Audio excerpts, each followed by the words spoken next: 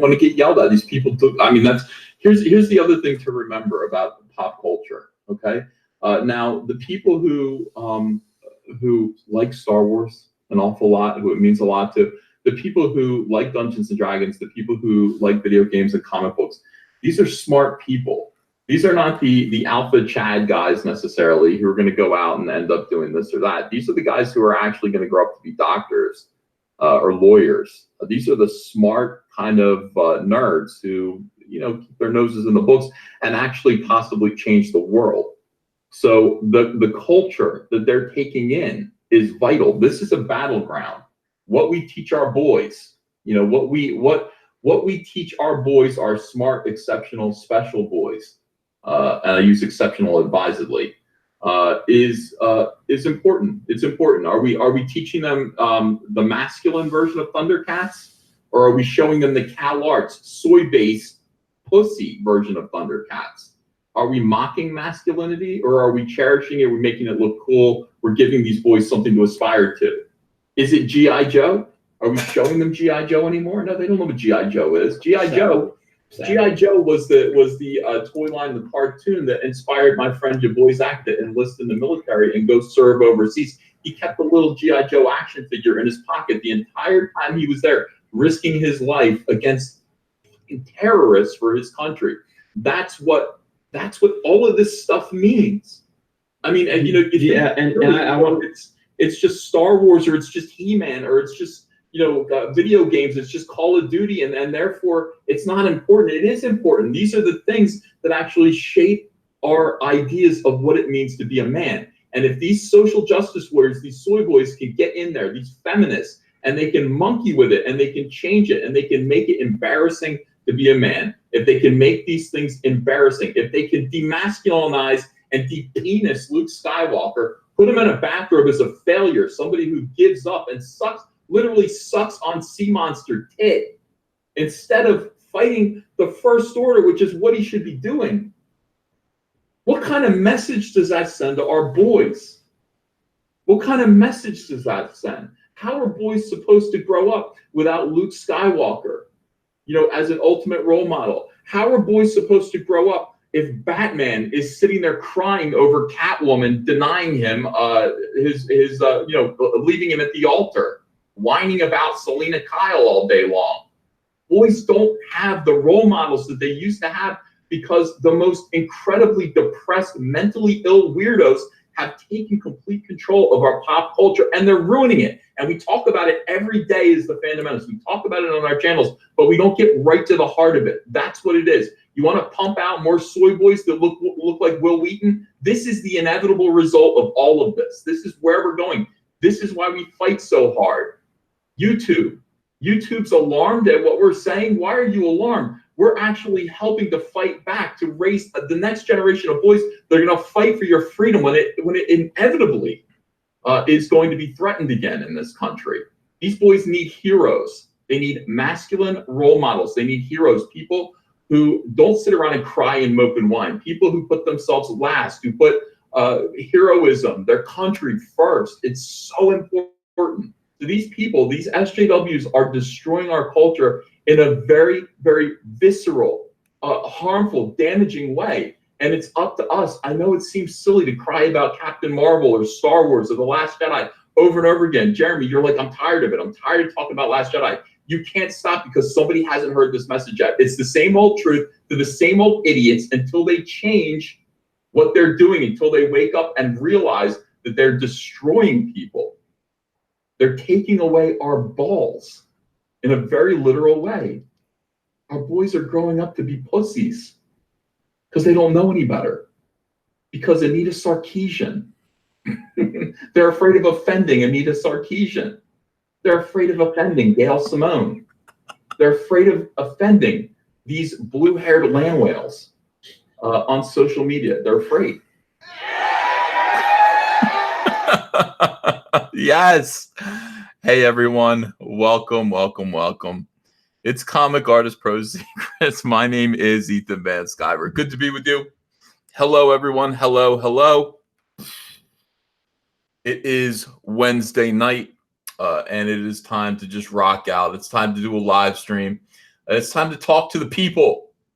Time to talk to the masses and stop these weirdos from doing what they're doing. I mean, these people right now are trying to prevent something wonderful from happening. Once again, something wonderful could be happening if we could just convince everyone to get along for 1 second, for just 1 minute.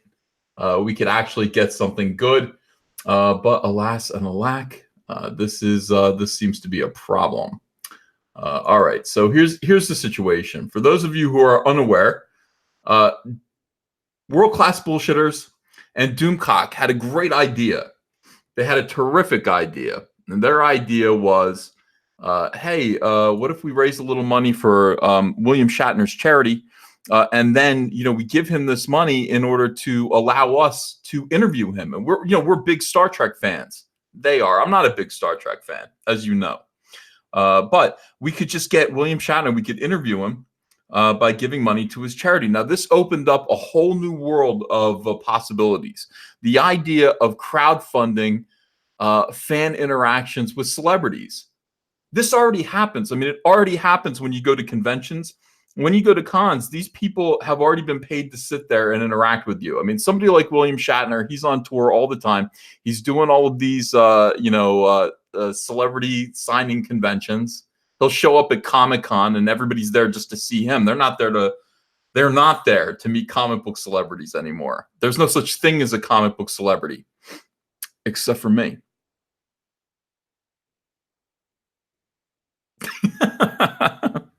Hold that pause. Hold that silence for a minute.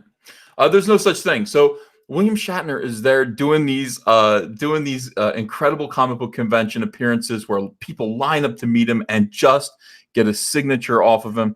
That's all they want. William Shatner basically does it for an appearance fee.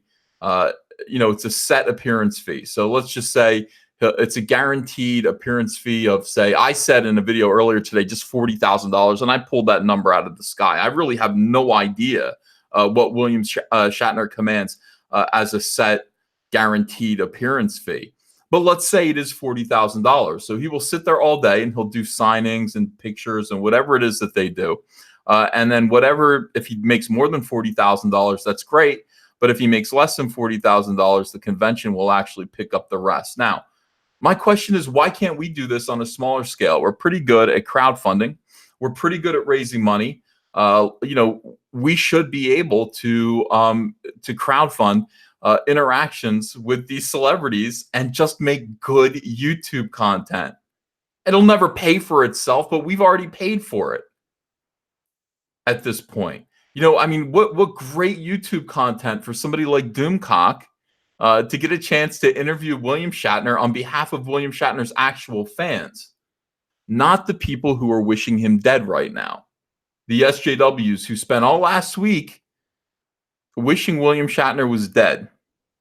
They said, I wish Leonard Nimoy was still alive, and I wish William Shatner was dead.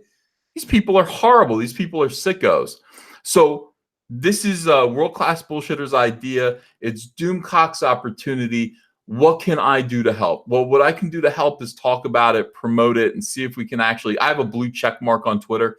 Let's see if we can actually get this, into his radar. William Shatner said today, let me just show you. Let's talk about this a little bit. Let me prove that what I'm saying to you is true, as if you doubted me.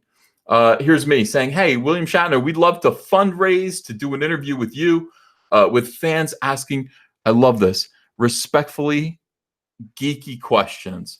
The money can go to your wonderful charity. It is a good charity. His charity is about taking disabled kids and letting them play on horses, interact with horses in a way that's good for them. These kids can't walk, but they get to ride on horses, and it's it's therapeutic. It's very nice. So I've got this blue check mark. I want to get this under William Shatner's nose, get his attention for it. I propose a minimum of $35,000, which I think is the number that Doomcock actually offered. $35,000 that we could raise for an hour of your time to interview. Now, if we could actually raise more than that, we could set up tiers and stretch goals. If we could raise $100,000 to turn over to William Shatner's charity, maybe we'll have some other stretch goals. We'll have like at $100,000, he'll autograph some items to give away to you guys. You know, I mean, at some point, I think people would kind of like the opportunity if we got 50 pictures or DVDs or posters signed by William Shatner, and they get distributed. I mean, we hold like some kind of I don't know, lottery, something, I don't know, some way, pick people out of a hat and give them these signed objects. I think it would be pretty nice.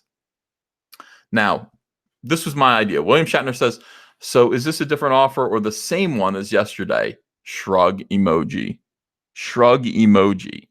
Contact my press account with full details and some clarification if it's the same or different. So that's what I'm doing. That is what I'm doing, guys. I am contacting William Shatner's press account, and I'm letting them know exactly what this idea is. I mean, we can actually do this. I do believe we can raise this much money. CTI quotes Shatner's speaking fee to be $75,000 to $150,000, says Nathan O'Brien. Yes, but we're not asking him to go anywhere. We're asking him to sit in front of his computer at home. So, and it's for charity after all. It's it's for charity.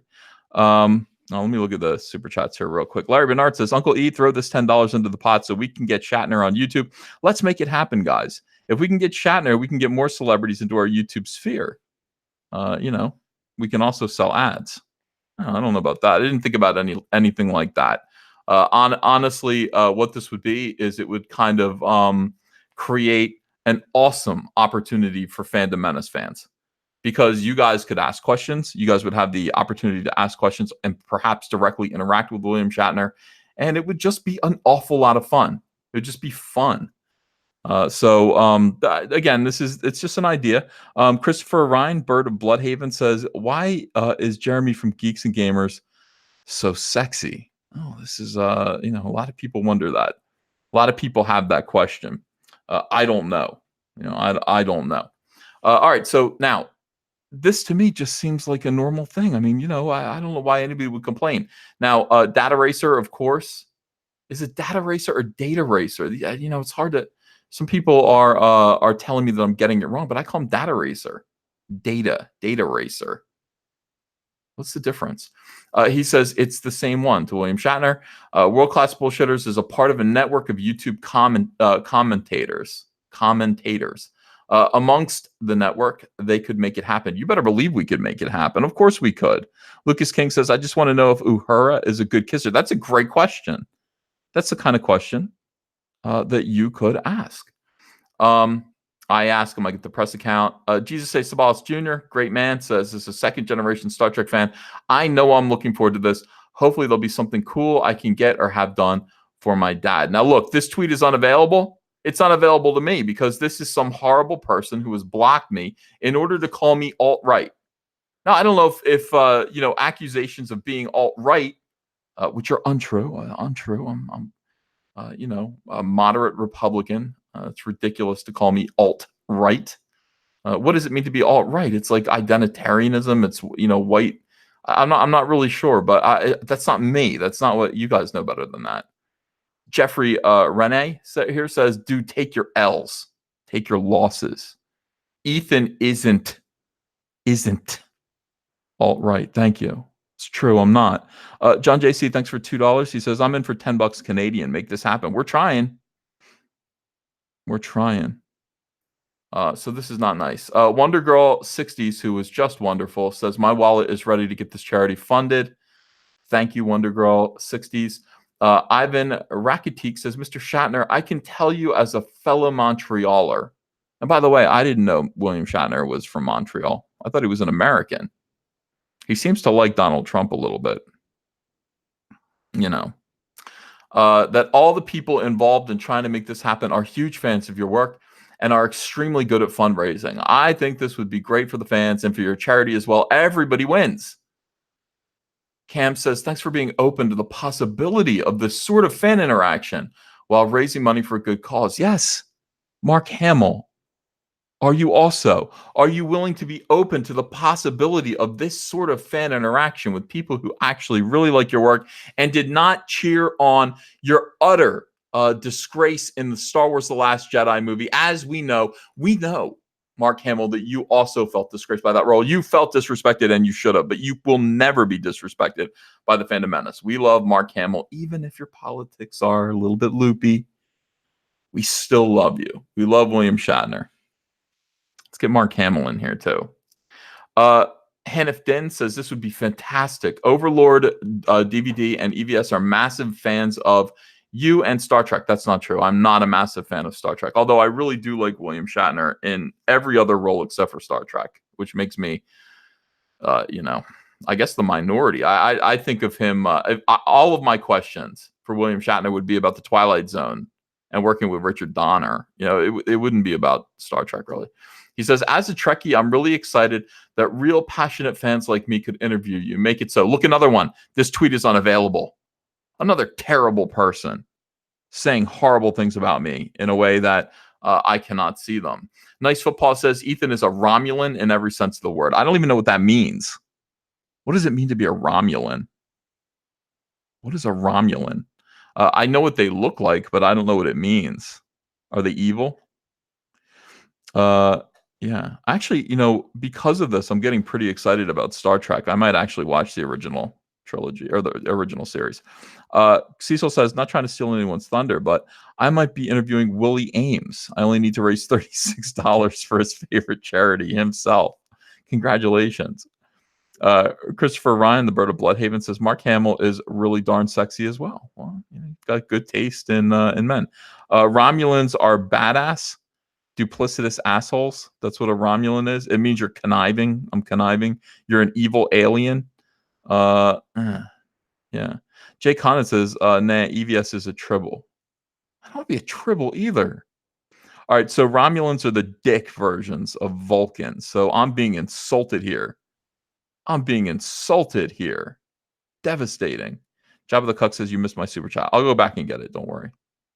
Sorry about that. I'll be keeping an eye. If you want to send super chats, I'm going to be keeping an eye on them. I'll try to read them real time tonight. I don't have a guest, so I'm going to try to read super chats real time. Eric Enright says, at least the Romulans built a functioning empire. EVS strikes me as more of a mid-level Cardassian at best. Kim Kardashian? He's calling me a Kardashian? What is this guy talking about? This is really horrible. It's horrible to be insulted by Trekkies when you're a Star Wars fan and you don't know all the aliens. I know Zach is a Ferengi. I know that he taught me about what a Ferengi is. Christopher Ryan says no homo for both though. That's interesting. What is a Cardassian? Do you guys know? Some people. Yeah, I know nothing about Trek. Why are you guys laughing so much? Chain of Command will set you right on Cardassians. Cardassians are in Star Trek. Cardassians are worse than Romulans. How could they be worse than Romulans? This is terrible. Evil villains. They fight the Gorn. Fight the Gorn for $1,000. Guys are not helping me here. I just want simple answers to simple questions. Are they? Well, Cardassians are pretty much space Nazis. Well, screw this guy. Eric Enright, screw you. Nice Footpaw says, yeah, I mean, I considered that he might be a Ferengi, but they have standards and treat their females better than he does. This is an outrage. I treat women like angels. These guys think just because I make fun of Brie Larson that I treat women badly as a rule across the board. Surely, and by the way, nice weirdo. By the way, nice weirdo furry here. Oh my God, fruit bat otter, gay, he, him. If you get a clown or a frog in your profile that gets you auto blocked, oh, for goodness sakes. Oh, these furries. I gotta stop these furries. They're everywhere. How can you be a furry? Yeah, who cares what a furry thinks? That's right. Furious. All right, let's see. Someone I blocked. It's the same old story with a new coat of paint, Mr. Shatner. There are better uses of your time. Oh my God, this is a horrifying. Oh, Quartzy, this is a horrifying person. That's a terrifying face. What? This is the face that you want to greet the world with? Oh my God. Hi. A terrifying human being. Apparently I blocked them, so they must be, kind of stalkery. Did I just totally lose my place? I'll find it in 1 second. Here it is. Here. No, wait. Oh, you know how I can find it? I can find it pretty quickly because I'll just go to my verifieds. See the verified people. See, or blue checkmark people. All right, let's see here. And thank you for those of you who are standing up for me in this. Some of you are standing up for me. Quentin Daniels, thanks for $14.99, says, not a Trekkie, but a long way. But this is just awesome, EVS. Thank you for the help. This is great for Doomcock, Gary, and the rest. That's Nerdrotic. And the rest of the fandom menace. Gladly watch any of this. Respect from Oz. Thank you so much. I appreciate the $14.99 Australian. Very kind. Yeah, you guys have to help me with this. If I don't understand some of the Star Trek terminology, be quick on the ball. Like, I need to know how they're insulting me. I need to know all of this. All right, so horrible people. Thanks again, Mr. Shatner, for your convenience. Doomcock has made a video of thanks following yesterday's events. Look at this.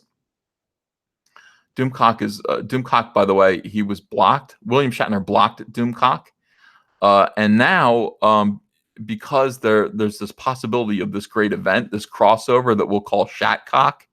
Like the Shatcock event could happen. It's going to be Doomcock being interviewed by William Shatner, crossover event. Thank you, Richard Wetfuss. Odin apologized to Caesar. Caesar accepts because Caesar is generous. Okay.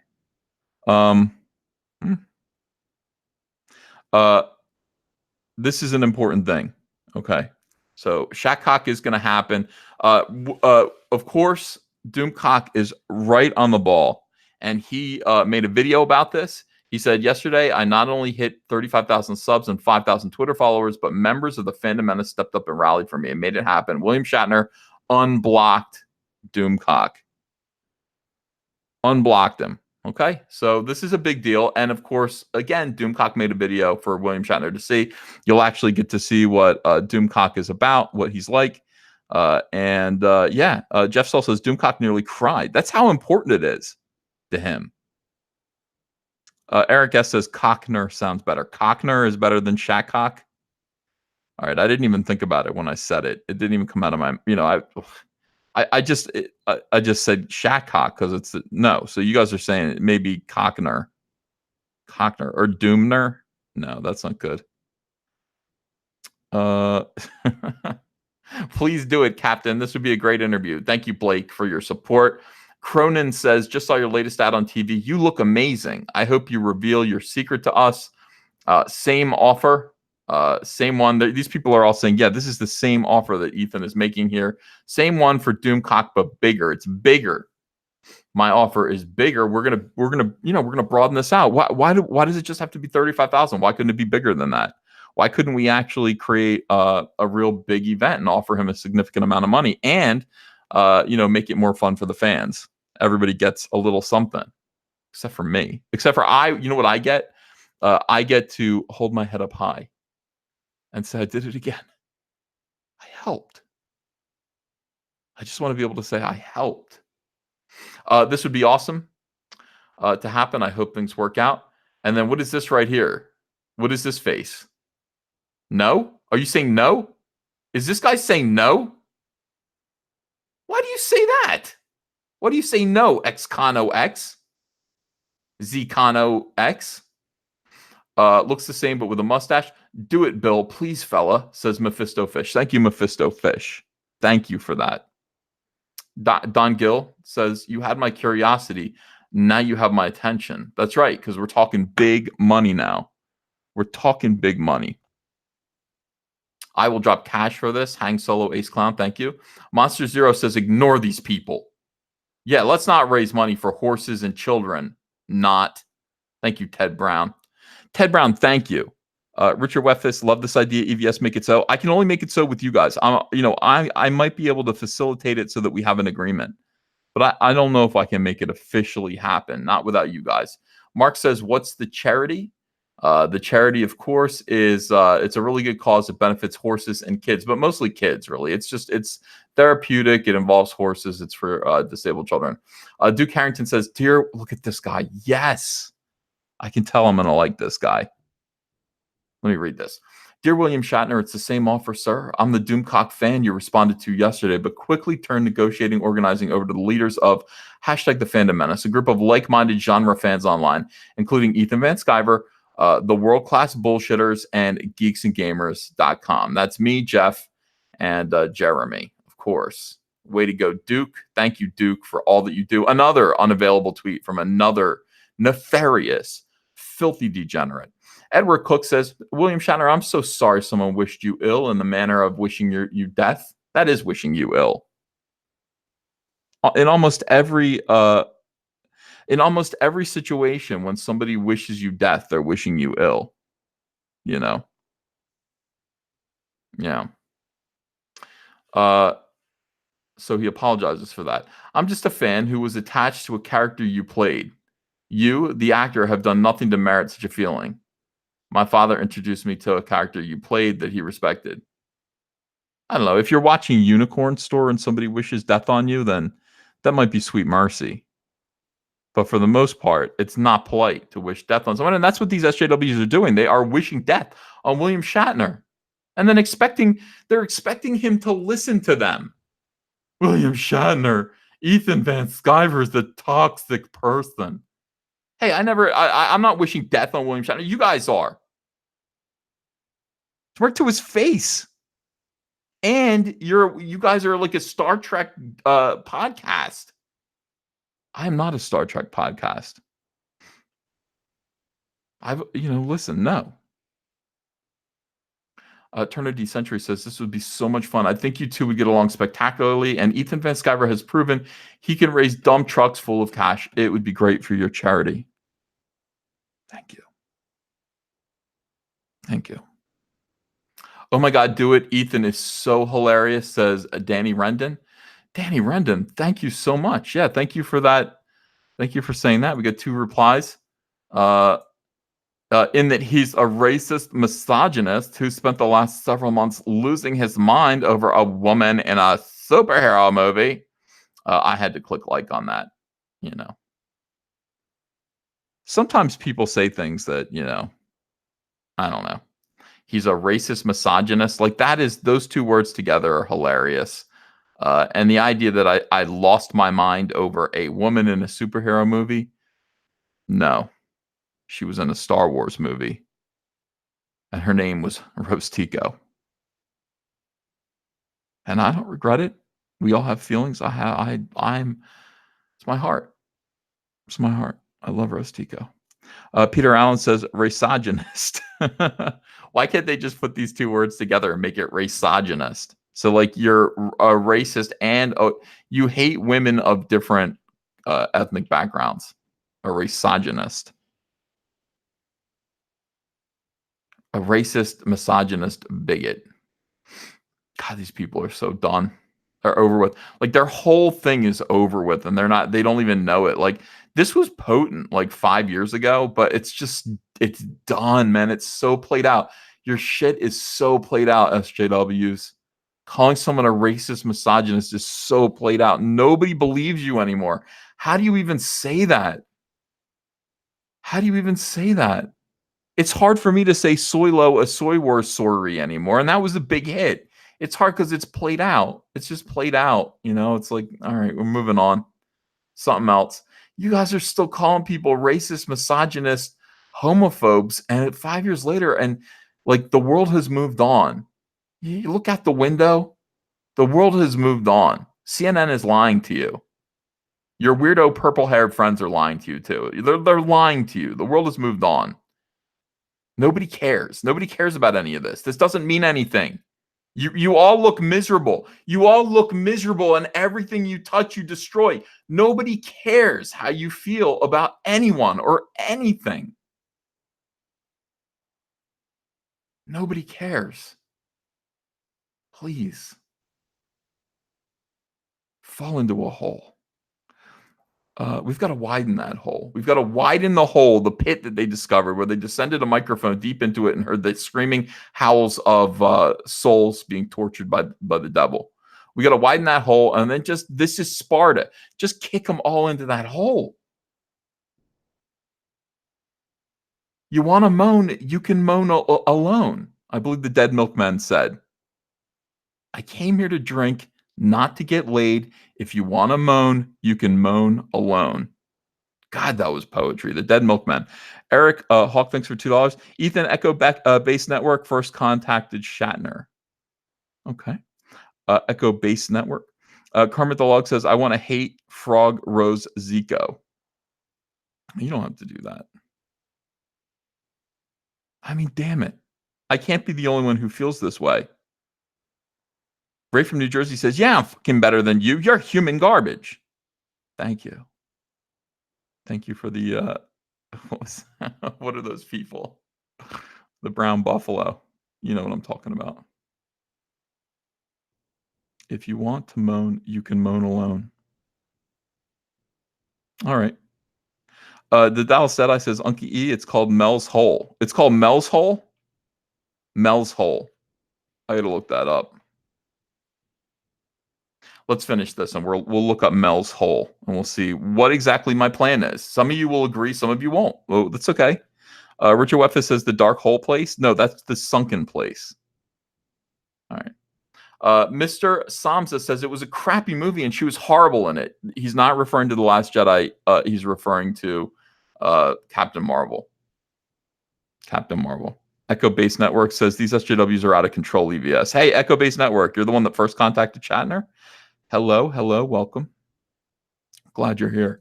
And you're 100% correct. But we're here to control them. We're here to control them. All right. Hope this works out, Bill. Ethan Van Sciver is a force for charity. Thank you. Of course I am. Of course I am. Tweet is unavailable. Another piece of garbage. Oh, and we have somebody else. Milkshake all the fascists. Milkshake all the fascists. SJW Ace Pride. Milkshake them all. Hey, I don't bother with milkshake. I don't bother with them. Just corrosive acid. And homophobia and transphobia and classism and every manner of xenophobic bigotry. Now that's better. That's better. That's all lies. Where the hell are you getting that from? Says Mr. Samsa. His history and his feed.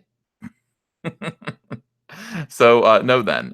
You know I meant a specific example. Quit trying to look clever. You can't pull it off. How could they... This person wants to milkshake all the fascists, though. They have SJW Ace Pride. Please treat this person with respect. Is it a parody account? It might be a parody account. Got the Frag says, Uncle E, could I catch up on old should I catch up on old Cyberfolk books before I jump into the new book? Bummed out that Violent Drive-In doesn't have Shaft. It doesn't? Well, maybe it will in a couple weeks. You can, you don't have to, Got the Frag. You don't need to. There's no real reason to do it. You know, to read the old Cyberfolk books. You can. You can. You don't have to. All right. We move on. Richard Wetfist says, EVS, how many charities has Comicsgate helped out so far? 3, 4? You mean 1,000? You know, I've helped out many. Many. Antonio Cardinha says, didn't you raise money for dick cancer? Yeah, I was concerned about cancerous dicks, and I raised money for it. I raised $10,000. $10,000 in cash. That's what I do.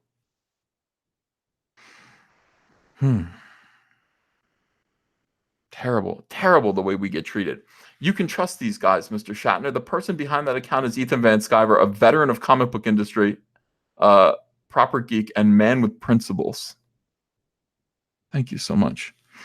Pondimus Maximus, Uncle E, thanks for looking out for the fandom menace and the content creators we love. You're my kind of scum. Thank you so much, Pondimus. Echo Base Network, thanks for $10. She says, yes, I was the first to contact him, never thinking he would ever reply. The fans raised all the money, though, and Jeff started the interview idea. This is Nicholas Glenn, by the way, met in Chicago. Well, hi, Nicholas Glenn. All right, it's nice to see you again. Thanks for being in the audience tonight. Eric S says, "My God, EVS, does Antonio, Kanan, or Elliot know of your racism?" Shh. Let's keep that between us and all of the SJWs on Twitter. They know about it. You know about it. But let's not tell any of my friends who are people of color. Richard Weffis, thanks for $2. Dick Cancer, comic artist, Feed the Kids, etc. Yeah, Richard, we've done a lot. We've done an awful lot. You know, we've helped a lot of people, and we will continue to. One more reply here. This would be great. Ethan Van Sciver is not just some Joe with a YouTube account. He's a professional with many years experience working in the comic book industry who also happens to love sci-fi. I like that he did the art for JBP's 12 Rules book. Thank you. Who's this person? He's a C word. How do you... He's a C word. Offended screams at sky. Why would you say that? And by the way, I'm sure this is really impressing William Shatner. Al M, thanks for $2. Appreciate that donation. Antonio says, "I do know of your racism, Ethan." Oh, shit. He knows. Akari Press, Antonio knows. Knows about the racism. Racism. I'm a racist. Jimmy Owen says, Ethan would give you a solid interview. He's a real fan. Of course I am. Well, no, I'm not. Well, I mean, of a sort, but not. S.H. Brewster says not. And then Ted Brown turns not around to ton, meaning a lot. What a genius answer to this. This is like when someone says not and then you say ton. That is ingenious. He just invalidated. Look at all these people that I blocked and muted here. I can't see what they're doing. There's dog shit. Then there's runny dog shit. And then there's Van Sciver. That's not nice. Oh, you mean there's Van Sciver making fun of that dog shit? Social justice warriors on Comic Artist Pro Secrets every day. That I agree with. Maria says, as a fellow Montrealer, I strongly suggest you do not get involved with this racist and misogynistic person. Do some research and decide for yourself. This is Comicsgate. They want to raise $100,000 for charity. Why don't you stop being negative and do something good? Thank you, Harlock Speaks. Again. Spirits Car says, so many enemies, EVS. I got enemies. Got a lot of enemies. Got a lot of people want to drain me of this energy.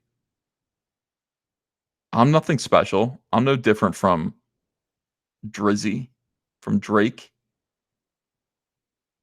You guys have to understand. When you do good things, as I do, you will find that you get enemies. I'm jealous. Lama Giganti says, don't misgender poor EVS. Thank you. Don't. Show me where he's a bigot. Oh, let me see here. Dude, if you don't want to be racked over in the press for associating with a right-wing bigot, stay the hell away from Ethan Van Sciver. And Mr. Somsa says, show me where he's a bigot. Show me where he's a bigot. Itchy Cinco says, Ethan, you trans homo, raco, gynophobe, fall in a hole. Thank you. Thank you for summing it up. Yeah. The cruelty I suffer on a daily basis. The cruelty I suffer on a daily basis from these people who I say nothing but nice things about. Please do it, says Stephen Albright. Look at it, unavailable. I say, why you lying? Mr. Shatner, please ignore all the weirdo SJWs who have suddenly started tweeting here. These people attacking and defaming Ethan would go after you the same way if they could. They're all far left, politically correct activists, same as the others you have to deal with. Thank you, Richard Green. Brilliant post. Brilliant tweet. Settle down now, says this dipshit. Hang on, let's see. No. Okay, weirdo. Okay, sis, he, him. Okay, sis, he, him. Richard Green, thank you for not misgendering him. Hold on a second. Thank you for using his proper pronouns. God, respect. Cis comes from Latin, and he, him states my gender, but all right. Sure, and all these labels don't hide deep insecurity and lack of security in yourself and who you are. Or it's just the current trendy, weird subculture thing, same as goths and emos were in the past. Or it's virtue signaling, or all, or none of the above. But all right, Richard Green, just trying to figure it out, but there's no reason to. He says, I'm just showing support to my trans friends. I think you're the only one insecure one here, Scoop. Richard Green doesn't strike me as insecure. As I read his posts, he seems very secure. DM says, EVS, your rant on the High Council last night of the SJW effect on our youth was epic. You need to clip it and do a standalone video for the good of America. I opened up the show with it, and people complained that it was too echoey. Jason Green says, phobes, isms, etc. How lost? Have lost all meaning by these idiots. How much rope do these idiots need? Just push them into Mel's hole. I plan on it. Yeah. All right, here we go. What do your trans friends need you to crap on EVS for? What the hell do you think he did to them? That's between me and his trans friends. Eric Hawk, thanks for $2. Goth chicks did have hot black leather sometimes. Yeah, I liked goth chicks when I was a teenager. They were all kind of little, I don't know. They were a little bit weird, but I liked them. They wrote poetry. Made me read Sylvia Plath's The Bell Jar, which I shouldn't have read. Mr. Sophocles, thanks for $2. Appreciate that. Yeah. Why is my screen blurry? I don't understand, Darcipio. Doesn't make sense. Yeah. Goth chicks are hot. Let's just be honest about it.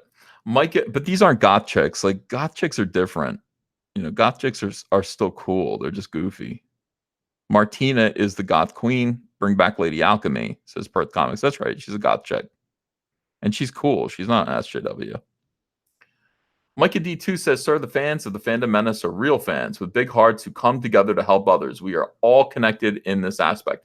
To be honest, we are the respectful geeks, nerds who have always appreciated you and your career respectfully. It's a win-win for you and for the kids. Itchy Cinco says, EVS, that Boris Dope is all over Kick Vic tweets too. I like his little elfy face. He looks like one of the hobbits. Look at it. At least he's smiling, though. Mental health advocate. What are you, joking? Mental health advocate and you're hanging out with SJWs? What are you, like their doctor? A wannabe worker, poet, avid Twin Peaks fan? Me too. An Australian weirdo? Cis and bi, he, him. All right, very good. I like Twin Peaks too. Micah D says Micah D2 says he is legit captain. The Fandom Menace are real fans of your entire career, sir. Jimmy Nas says, yes, this would be huge. Ethan has a great show and the fans are the best, respectful, loyal, and charitable. I believe he's offering you a piece of the action, says Scenario. Madeline Magnuson says, I want front row seat for those show nations. And then boom, boom, boom, boom, boom. A lot of money here. A lot of money. Warning, ignore this asshole. Jason Capoon, it says, calling yourself an asshole really isn't healthy. Is it healthy? It might show a certain level of self-awareness. Good job, Jason Kalpinen. Man of Action says, EVS, I can't let you go on the internet unsupervised. Look what you did this time, Stanley. All I did was try to create a fun event for the Fandom Menace and a chance and an opportunity for them to meet William Shatner and ask him questions. And what I get in return is abuse. I get endless abuse and nonstop bullshit. Gimp Rider 66 says, next to GoFundMe to buy the SJWs an island in the Bermuda Triangle. We could do that too. And we could do that too. Uh, it's so funny. Oh my God. Everything. I mean, it's just toying with these people is a blast. I do enjoy it. I do enjoy it. They're so mad at me for my Brie Larson hate. Spirits Car says, what about a Captain Kirk Cyberfrog drawing to charm Shatner and auction off for his charity? I promise you he doesn't care. If I do a William Shatner drawing, even if it's good, he would not care. He wouldn't care at all. He'd be like, how many of those do you think he's seen? Like, it's by better artists than me. Richard Weffa says, Moon Knight EVS? I don't understand. All right. All right. So here's the thing. They're mad at me. These SJWs are mad at me. They're mad at me over the way that I treat Brie Larson, but I'm not the only one. You know, you may say I'm a dreamer, but I'm not the only one. Today, NPR, National Public Radio, came out with a wonderful article. Wonderful article advertising a product that everybody wants. You know. And I'm here to promote that NPR article. Let's look at it together. Avengers, but make it without women or men hugging or levity in general. Sounds good. Grand Inquisitor, thanks for $5. They let the crazies out of the asylums. Those crazy people procreated. Someone gave their progeny an internet connection, and the result is Twitter. Damn it. Damn it. I think you're right, though. I think you're right. All right, hang on a second here. We're going to talk about. Let me get caught up. Dwayne Harton, thanks for $10, man. I appreciate it. Says, I hope I figured out this donating thing out first time. One love, Ethan, and thank you for being awesome. How can I get all the copies of Cyberfrog? All of them.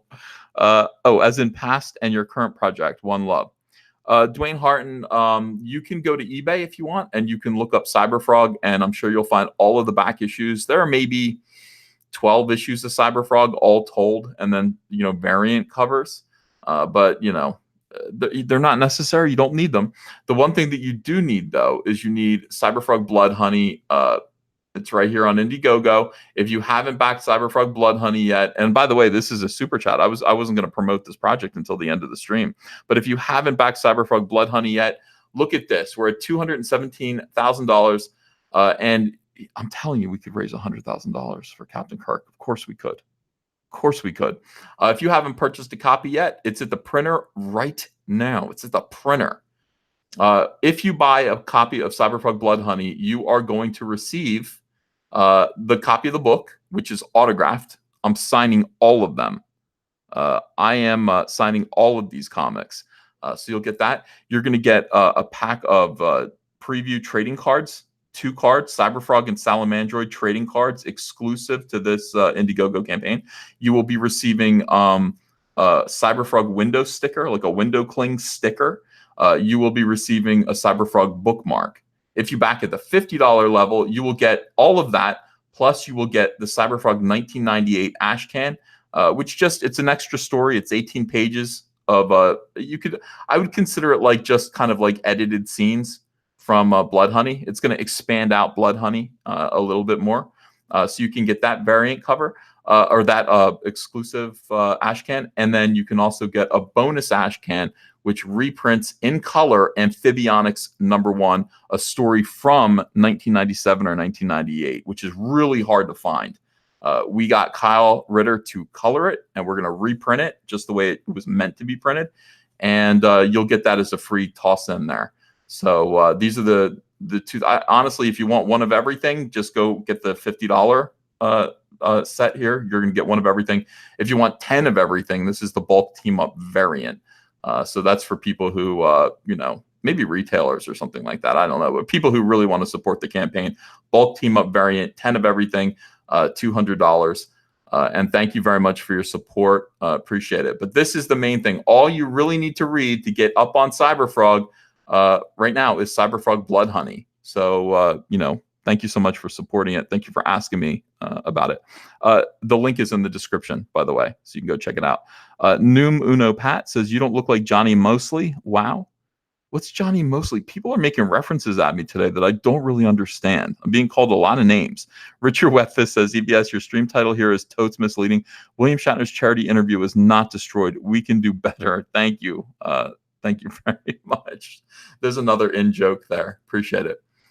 They're trying to. They're trying to destroy the charity interview, as I think I'm making that clear.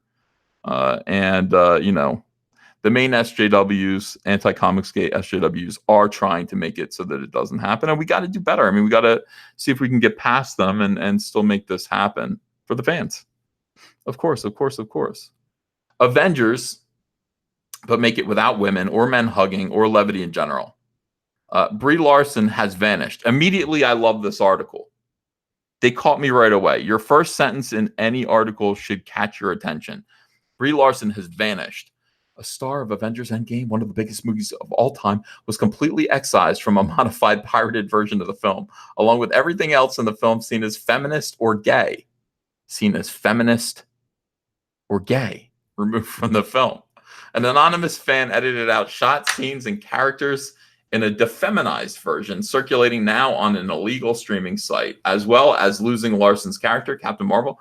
The defeminized edit is missing a scene where Hawkeye teaches his daughter to shoot. Young women should learn skills to become good wives and mothers and leave the fighting to men, the editor opined in an accompanying document. The role of Black Panther is minimized. He's really not that important. Spider-Man doesn't get rescued by women characters anymore. No need to. And male characters no longer hug. Well, I thought that these people would kind of be keen on that, considering what they did to Vic. Okay. Vic Mignogna, of course, persecuted and called a sexual, what would you call him? A sexual harasser, you know, sexual assaulter, because he was hugging his fans. Odin's movie blog, thanks for $10, says, DM still waiting to be answered, bro. No need for saltiness. Love you, man. No, now back to my Oreos and sleep. The mob seat says, Rainbow Brute will fix this. Of course he will. Cecil says, how can I help out without giving money or any of my time? I'd love to help. Thank you, Cecil. Appreciate your volunteer work here. All right, so this particular defeminized edit is just the latest example of a trend, says Suzanne Scott, a professor of film and media studies at the University of Texas. A similar chauvinist cut of 2017 Star Wars The Last Jedi removed key scenes of women making decisions. I'm sorry. It removed key scenes of women making decisions, giving orders and having ideas and fighting in battle. So much was trimmed, Scott says, that only about 30% of the original film remained. Oh, well, what does that tell you, though? I mean, that's, you know, if you trim out all of those things and you're only left with 30% of the original movie, that's substantial. That should tell you something. Sean E says the crossover event should be called Doom Kirk. Hey, that's clean. I like that, Sean E. Thank you. That's much cleaner than Shatcock. So I will take that into consideration. But even though it's not going to be my, you know, this is basically, you know, it's going to be Doomcock's thing, and he can call it whatever he wants to. Noom Uno Pat says, no offense, brother, you and Johnny Mosley have the same voice is all. Of course, you're guapo in your own Uncle Ethan way. I don't know who Johnny Mosley is. Most people say I sound like, who's that actor? John Malkovich. People say you sound just like John Malkovich. I didn't, you know, I never listened to John. Like, I like John Malkovich, but I never listened to his voice well enough that if somebody were impersonating John Malkovich, I wouldn't know it. Like, I wouldn't be like, yeah, you sound just like John Malkovich. But people have been saying that, so I don't really know. And then actually, I listened to John Malkovich on the David Letterman show or something like that. And I kind of went, yeah, I guess so. You know, sound like him a little bit. Some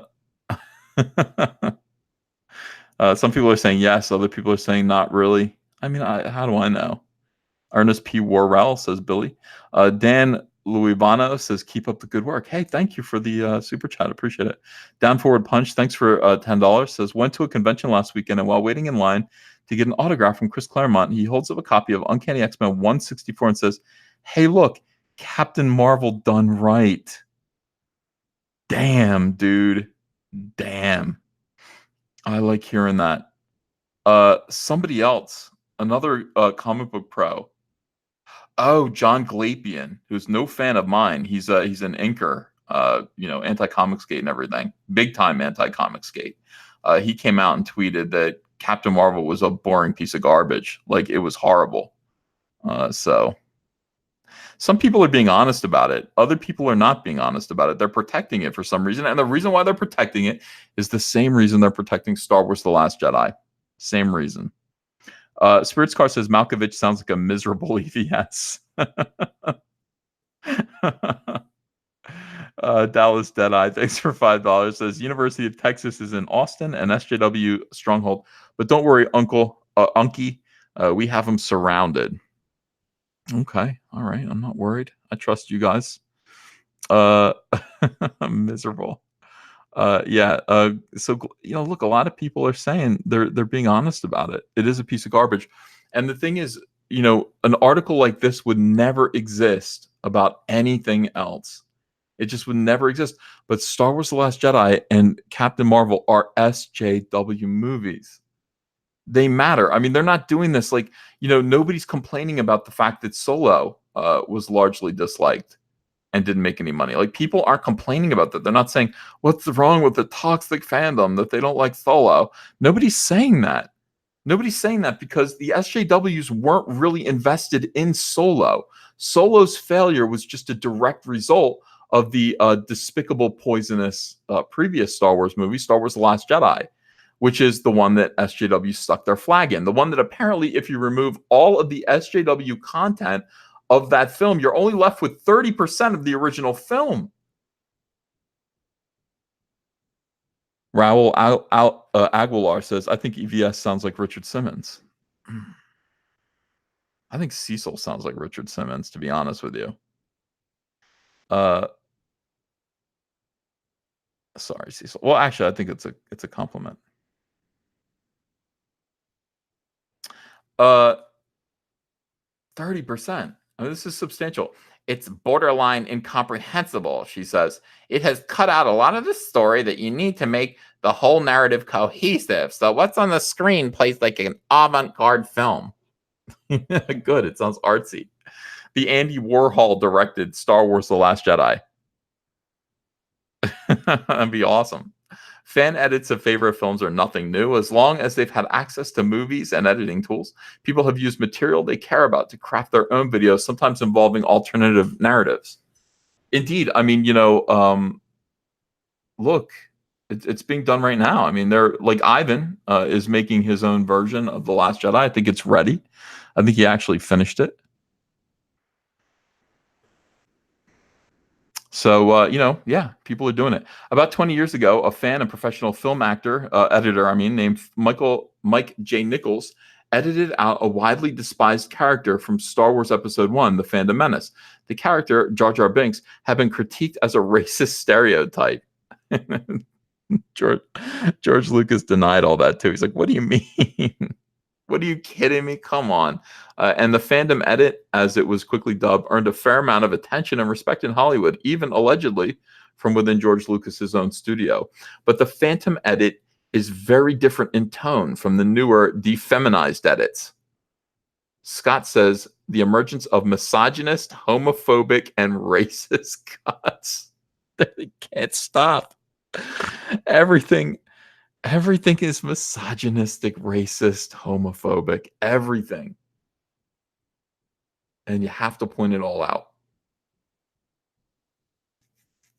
says Anita Sarkeesian. They can't stop with this.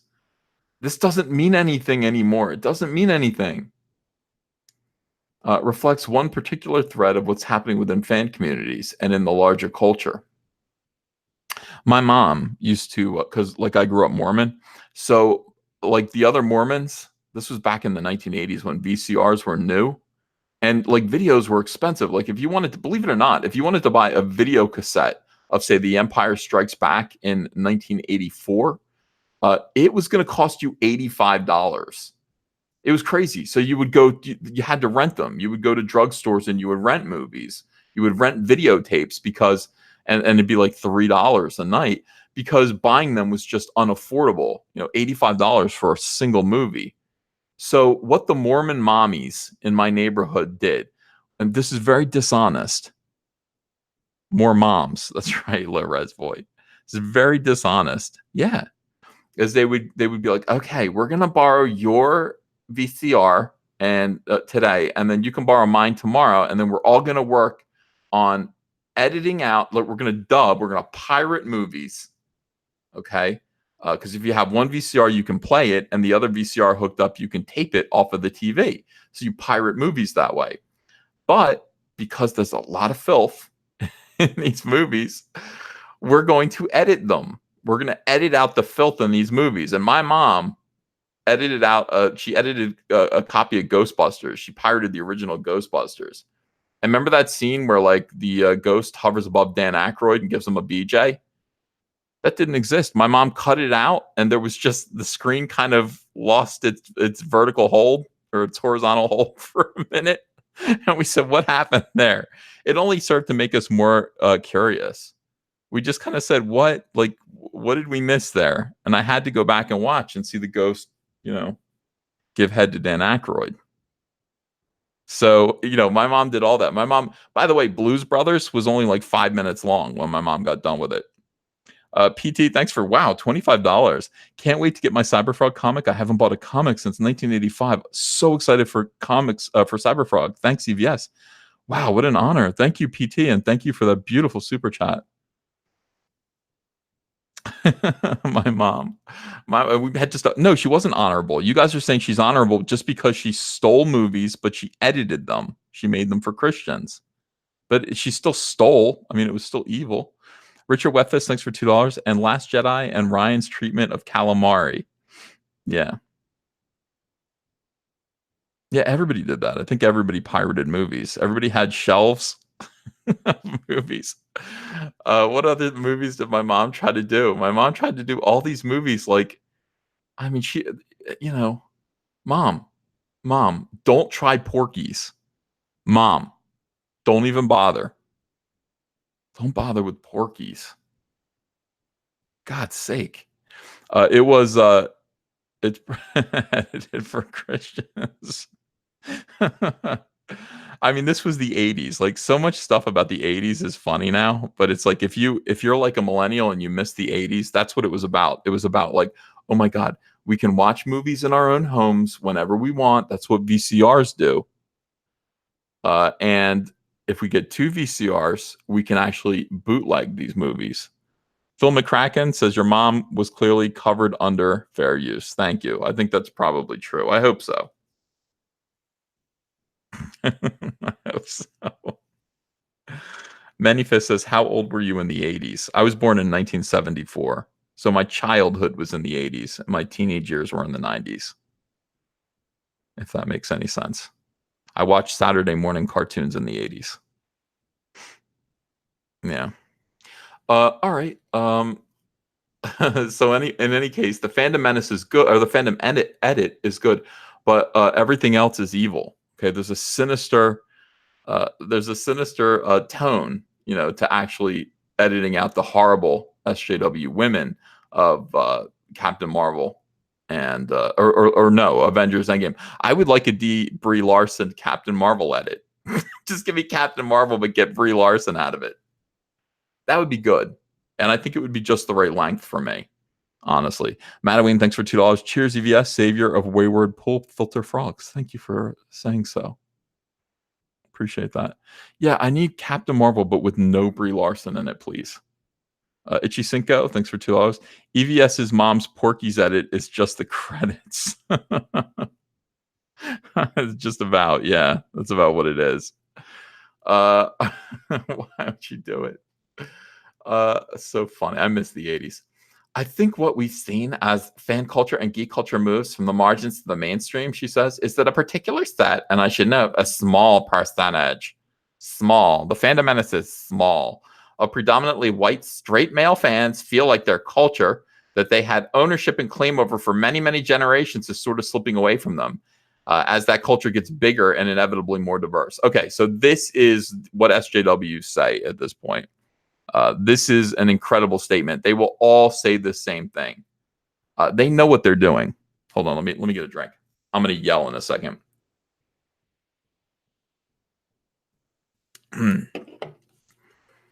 SJWs know what they're doing. They know what they're doing to the things that you love and that they don't care about. SJWs do not give a damn about Star Wars. This woman doesn't care about Star Wars. She doesn't care. She doesn't care. She doesn't like it. She thinks it's stupid. She thinks you're stupid for liking it. She doesn't understand how you feel. Really, she just knows that it's made you happy for decades. Star Wars has made you happy for decades. You've liked it just the way it is. You've been a fan and an admirer of George Lucas's original vision. But I'm sorry, she can't tolerate this woman and SJWs like her, weirdo feminists, disgusting, horrible people. Have decided that you guys feel safe in Star Wars. You guys feel safe in your hobbies. You feel safe in Marvel Comics. And it's time for them to actually force you to see how wrong you've always been. You're wrong. You are wrong. Everything. You're racist, sexist, homophobic. You're a bigot. They just called you that 3 times in this one article. And we are now going to invade your hobby. We are going to utterly change it. We are going to change it in ways that don't make sense, that are not comfortable, that don't fit the tone of story. We're going to take the priority off of story, put the priority on identity politics, and we're going to use this. We're going to use this platform that's been built up by the goodwill of the people who have built it up, who have built it over many years, who have invested all of their creative energy into it. We're going to take it away from people who actually have enjoyed it and supported it with their money, and we're going to use it as a platform to basically call you a Nazi and a bigot and a misogynist, homophobe, racist, Islamophobe. What else is there? Lucas King, thanks for $5. Disney has done worse than make me mad at new Star Wars. They made me not even care about it. I still play SJWG, and it's been canceled for years now. Spirits Car, thanks for $4.99. David Lynch was offered Return of the Jedi. He turned it down because he knew his sensibilities wouldn't gel with Star Wars. There's a lesson there. So they come in and, this is the thing. Now, they go, they know. You guys know. Can you feel it? This is taunting you. They're taunting you here. You feel it slipping away as it gets bigger. Is it getting bigger? I mean, is it getting bigger or is it actually in decline? You guys if it was getting bigger, you'd have an argument to make. But the movies are losing money now. The movies are actually losing money. And as far as I can see, the MCU and the size and scale of the MCU rests entirely on the shoulders of Stan Lee. And I'm sorry, the white male characters, for the most part, that he created, that he invested his incredible, brilliant creative energy in creating and sustaining over the course of many, many decades. Those characters, the Hulk, Iron Man, Captain America, those characters. Who else? Are there other characters in the Avengers movies? Those characters are the ones that actually made the MCU what it is, a multi-billion-dollar franchise. Now, SJW is coming in there now and just saying, well, now meet Captain Marvel. Now meet, Kamala Khan. Her hands grow big, but she's Muslim. Islamophobe. Sexist. Well, you can be like, if you don't like Kamala Khan, you're Islamophobic and a misogynist. There's no evidence that anything these people are doing is actually making anything bigger or better or anything. If anything, it's all in decline, and they know it. They're chasing you out of it. They're chasing the fans that have kept these things alive for so many years. They're chasing them out. Dungeons and Dragons is getting smaller. It's not getting bigger. Comic books, they're getting smaller. Ask anybody. They're getting smaller right now, not bigger. Edgar Cruz, thanks for $2. Can you give the price on the trading cards? I'm not sure yet. I'm not sure what a pack of trading cards is going to cost yet. But it's going to be up there. They're going to be a lot more expensive because they're going to contain 2 pieces of original art. So get ready for that. Old Wave, thanks for $10. Hi EVS, I found your channel looking for answers to the horribleness of The Last Jedi at the time, but I kept listening because of your political talk. As corny as it sounds, I found it pretty brave.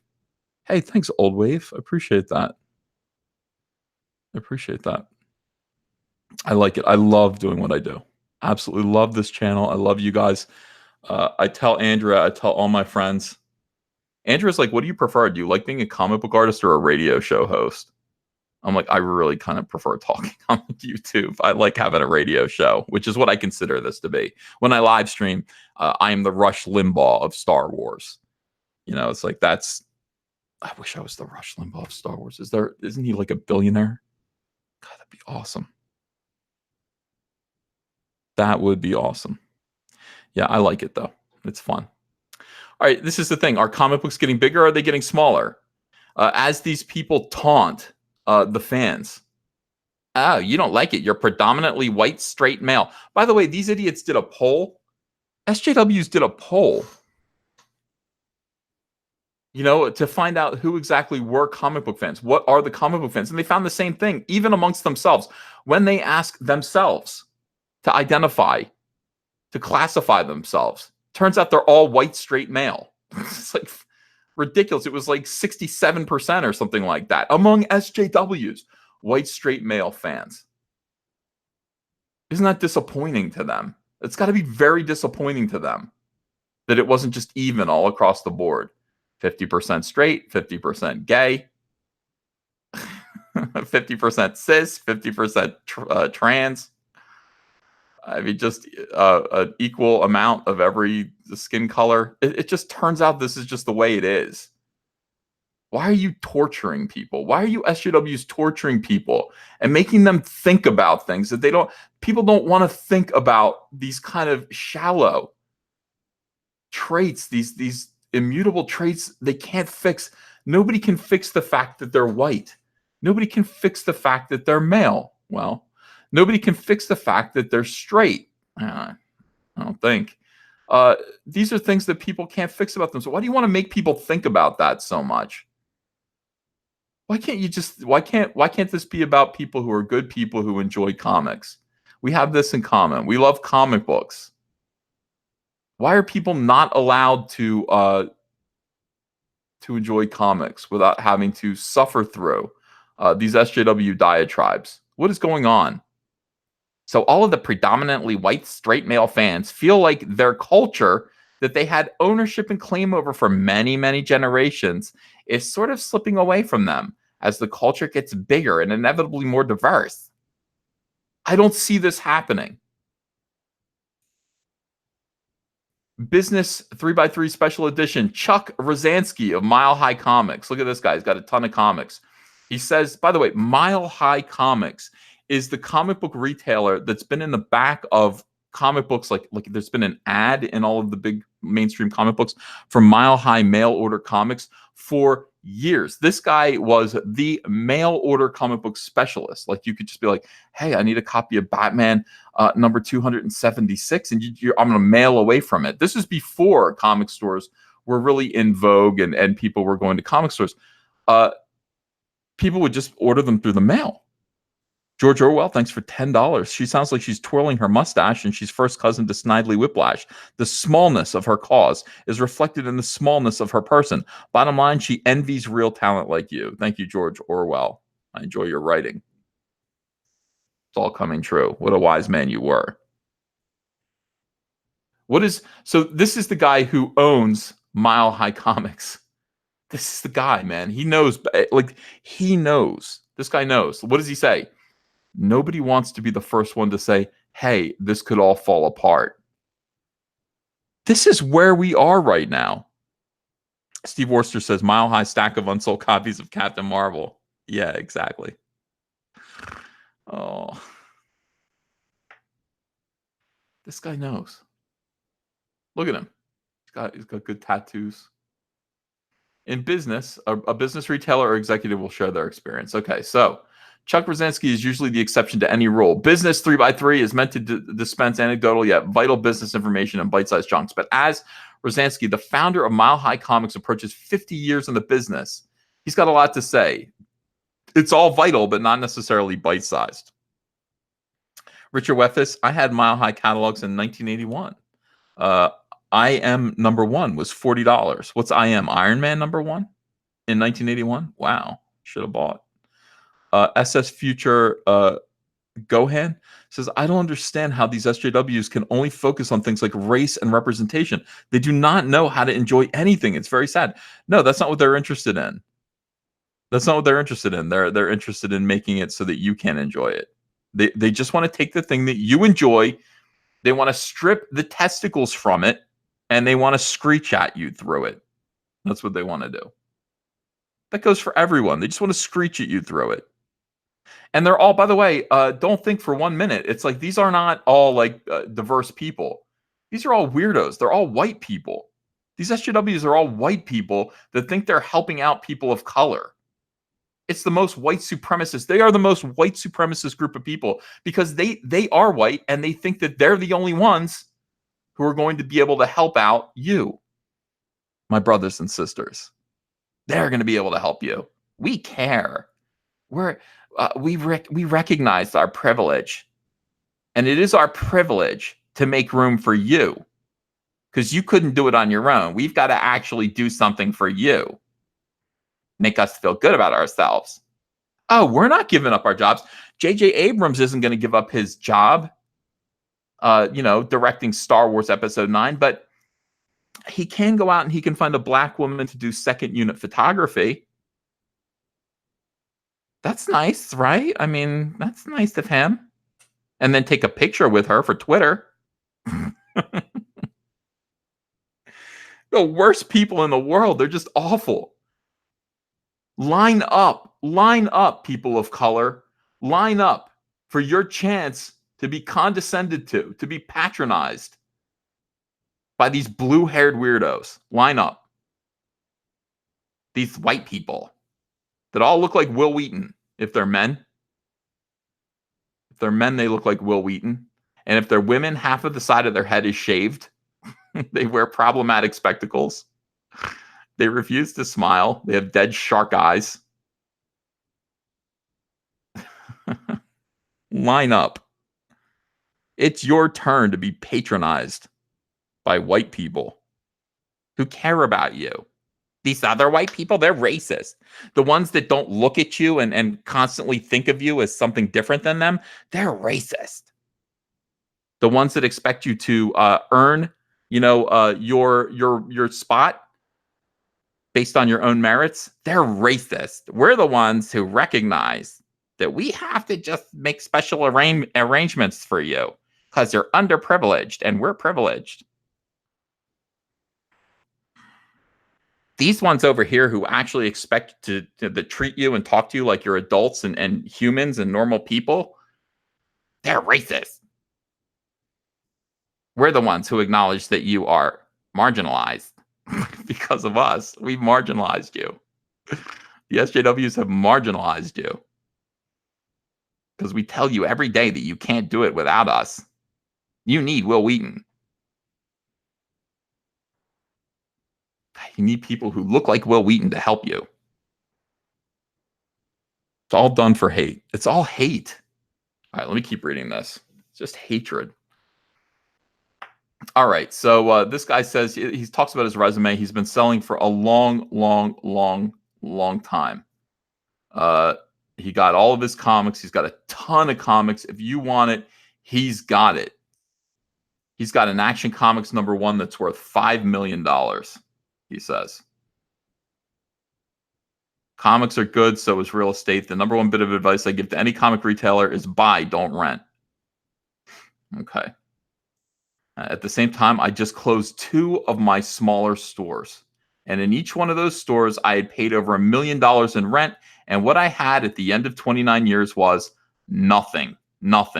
In our business, the number one asset you can have is inexpensive space. Everyone thinks it's all about inventory, but it's not. It's all about the space. Because if you don't have the space, if you have the space, you can have vast amounts of inventory. But if you don't have the space, it becomes a huge financial drain on you. All right, let me see here.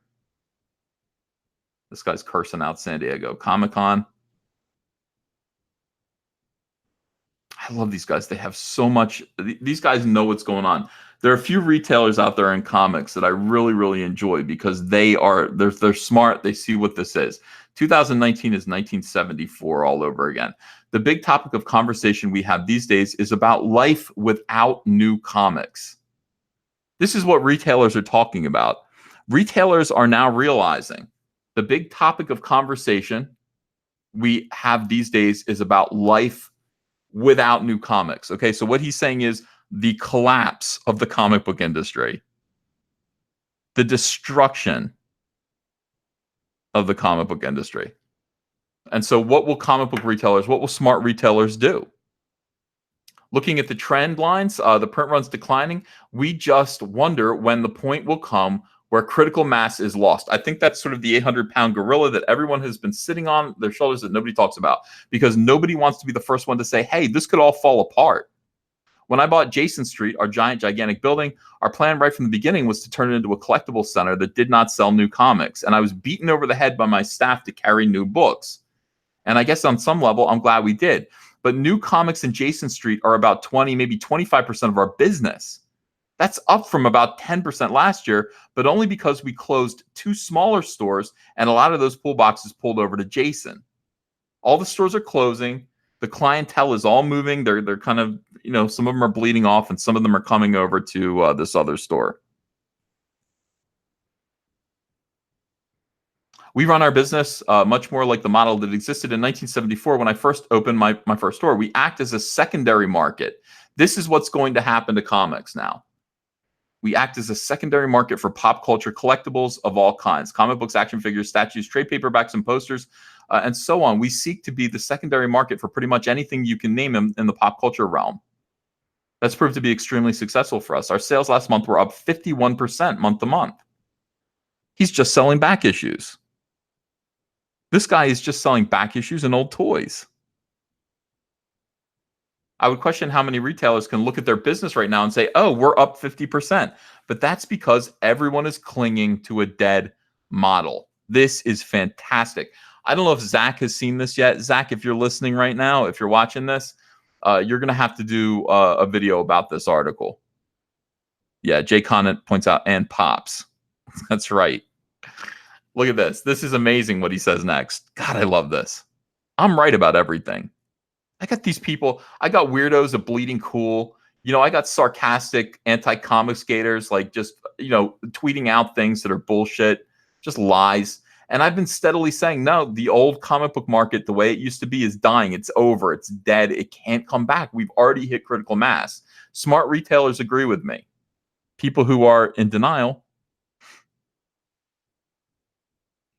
must go on. Look at this. Quote, they are all trying to be Diamond Preview's catalog outlet store. What a massively amazing thing to say. And they're taking the lazy man's version of being a comic dealer, which is just to sit there and turn in order forms that other people have turned into you. We are selling way more in terms of backstock than we are in new comics in the store. And the secondary market for toys, pop figures, whatever, as long as you buy and have the space to display it, again, pop figures, they bring it up. Pop figures, of course. These pop figurines are the new Beanie Baby. As soon as that goes down, like, you're going to see the comic book industry. It's going to be like, oh man, well, we've already hit the iceberg. I don't know, when pop figurines give up, it's just like the Titanic, just halfway underwater. That's it. The Titanic splits in half. Pop figurines literally are holding comic book stores up. Frank V, thanks for $10. Says, Ethan, I played Little League with Will Wheaton and his brother. They were effete soy cucks even back then. Oh, keep up the altered voice satire you started recently. It has me in delicious schadenfreude. Okay.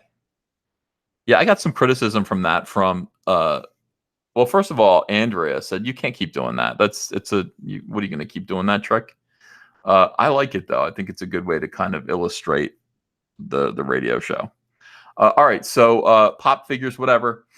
Again, it comes back to space. What I have proven with Jason Street is that you can be in a god-awful industrial area in the middle of nowhere and still become a destination for an entire city if you have enough cool shit.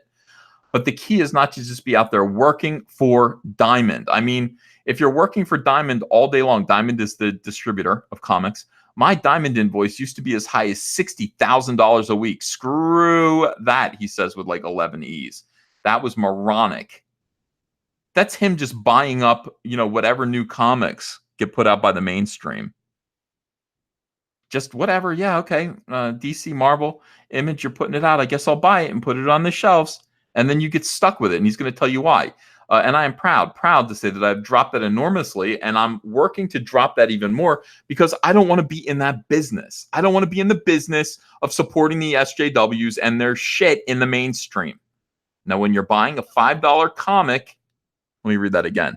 Now, when you're buying a $5 comic, your cost is $2 and change. It's worth 25 cents if you don't sell it in 30 days. Your risk and your loss are enormous. We have to get away from this model. So what he's telling you, I mean, this is what another retailer told me too, except another retailer said, in order to stock a copy of a comic book on a shelf, it cost me $3. Okay, so just to put a copy of, Captain Marvel on my shelf, it costs me $3. And I'm hoping that it sells so that I can get my $3 back plus the extra $2 that is my profit, $5. But if it doesn't sell, comic books these days are like bread. They're only good for a little while and then nobody wants it. Like if you don't sell a loaf of bread in the first couple of days, it's worthless. It's stale. Nobody wants it. So whatever you invested in that loaf of bread, you lose. And it's the same thing with modern comic books. These comic books they're not interesting. They're not worthwhile 1 month from when they're released. Nobody wants them after that. Why?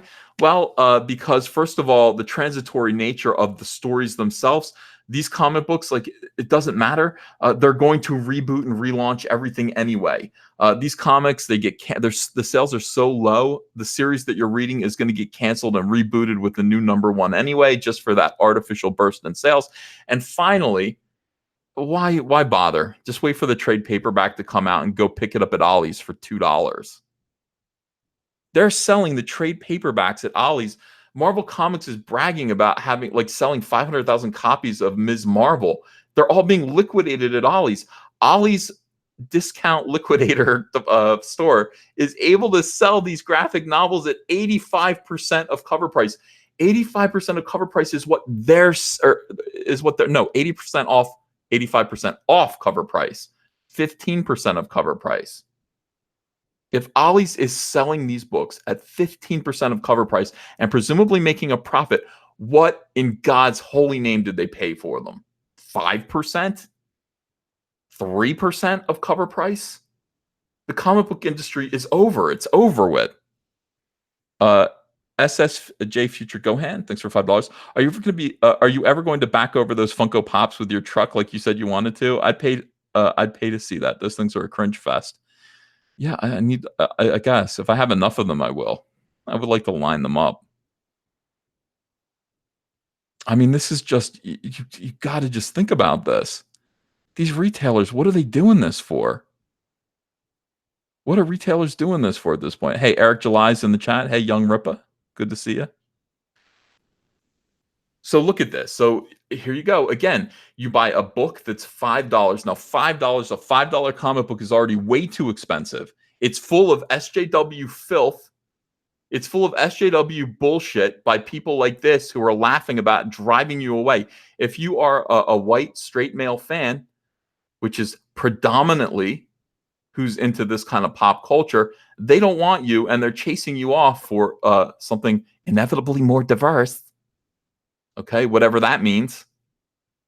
They're chasing you off. They're putting their ridiculous SJW bullshit in your comic books, and then they're charging you $5 for that comic book.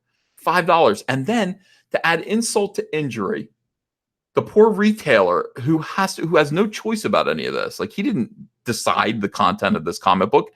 He has to trust Marvel and DC to provide him with an exciting product that you're going to want to buy off of him, because he's invested $2 and change in that single comic book. And he's got to sell it to you within 30 days, or else he's only possibly going to get maybe a quarter back, 25 cents. If it doesn't sell in 30 days, it's worthless. That is the current condition of the comic book industry. That is the way things are right now. GimpRider66 says, just bought Cyberfrog 1 and 2 from eBay. Hey, cool. Enjoy. Enjoy. This is why we have to change everything. And you know, you wonder why these SJWs are absolutely psychotic. You wonder why Anti-Comicsgate is so upset over me. You wonder why they hate me so much. Cyberfrog Blood Honey, $217,181. I'm sorry, 2017 $217,251 for the third variant cover. This comic book has already raised $850,000 for the first issue alone. This is why they hate me. They can't do this. They're too stupid to do this. They can't do this. And not only that, you know, it's like by me doing this, you have to acknowledge that their way isn't working, and other people do not have to listen to them. You do not have to answer to SJWs. You can go tell them to fuck themselves. You can do this by yourself. You can make this kind of money by yourself. You don't need them. You don't need to answer to them. You don't need to spend your life drawing their characters. If you're lucky, drawing Spider-Man or Batman or any of these fun characters that they have, you don't have to do this. You can create your own IP. You can put it out there. You can maybe even become a millionaire putting out your own IP, selling directly to the fans, not selling through Diamond, who's going to take a piece, to a comic book store who's going to take a piece, and just hope that they, you know, put your comic book in a place that somebody can see it and pick it up. I'm selling directly to you. Directly to you. Defcon says, I love you, EVS. I love you too. Thanks. You could do this. You guys could do this. Cyberfrog Vampirella, look at this. Oh, by the way, this is fantastic. We just hit $34,000 on Cyberfrog Vampirella. And what that means, hold on, let me just do a quick search here. Deadbeats Kickstarter. Dun, dun, dun, dun. This is the SJW crowdfunded mega gigantic anthology book. 42 people, 42 SJWs got together to make this crowdfunded anthology book, and they raised $33,877 to pay 42 people and printing costs and distribution for deadbeats. Renfamous is in this. Renfamous was like, well, Cyberfrog Vampire. I just drew a cover. You know, I drew the Cyberfrog cover. It's a good cover. Take my word. Look at this. This is a hot cover. I did spend like 4 days drawing it, so it's pretty. It is worth your money to pick this up. It's also the first time that any Comicsgate character has been shown interacting with a mainstream comic book character, Vampirella. Boom, we just passed them. 12 days left to go. Their campaign's over. 12 days left to go. We're at $34,000. We just passed them. Boom. Amazing. Thank you, guys. Thank you so much. And by the way, this means that we've sold 1,100 copies of this variant cover. 1,100 copies of a variant cover. That's pretty gigantic. Enormous. Thank you, guys. Thank you. The link is still in the description. If you haven't picked up your copy of Vampirella Cyberfrog, link is in the description. Please do pick up a copy. You know, you can, there are 3 different versions of it. Just pick the one that you want, black and white, the cover with the logo in color, or the logo-less color cover, or all 3 of them for $50, which is getting one for free, or buy all 3 of them for $100, and I'll actually autograph all 3 of them for you and send them your way. Make sure to pick up a copy and support this campaign. The SJWs are watching this. Why? Because it's Comicsgate entering the mainstream. This campaign is Cyberfrog dipping a thumb into the mainstream, and they see it and they hate it, and that is why you guys, your support will be very much appreciated. We want to actually show $34,000 ain't nothing to sneeze at, but I think we can do better than that in the last 12 days. Please do support this campaign. Cyberfrog Blood Honey as well. This is the book that you're going to need to follow the adventures of Cyberfrog from here on out. This is awesome. Look at Salamandroid, dude.